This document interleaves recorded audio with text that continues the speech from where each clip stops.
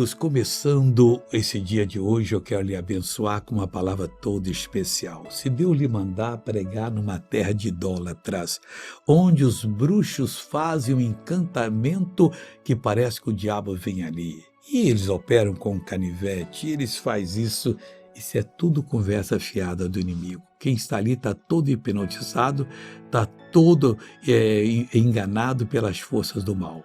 Olha o Salmo 135, versículo 15, o que diz para aquele que é de Deus. Os ídolos das nações são prata e ouro, não passa disso.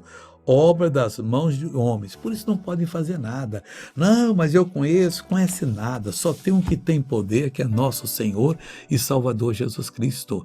Não tem esse negócio que Deus opera nas escondidas, Deus opera às claras, Deus faz coisa linda, e você recebeu poder para desfazer toda a obra do inimigo e deve crer nisso, agradecer a Deus e tomar uma decisão. Eu vou vencer.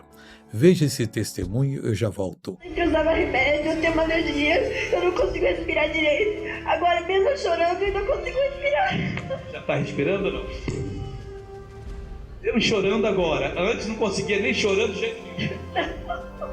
Ah, que bonito, Jesus! Obrigado, Jesus! Agora eu voltei para orar por você. Meu irmão, é agora, hein? Em nome de Jesus, Pai amado, eu estou unido com essa pessoa que está precisando de uma libertação.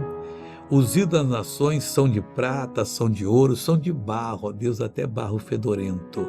Mas nós falamos com o Senhor, e o Senhor é Deus verdadeiro. E no teu nome eu amarro todo o mal dessa vida, eu expulso e digo, saia em nome de Jesus. E você diz, obrigado, Jesus. Deus te abençoe e tenha certeza, Deus está do seu lado. Bom dia.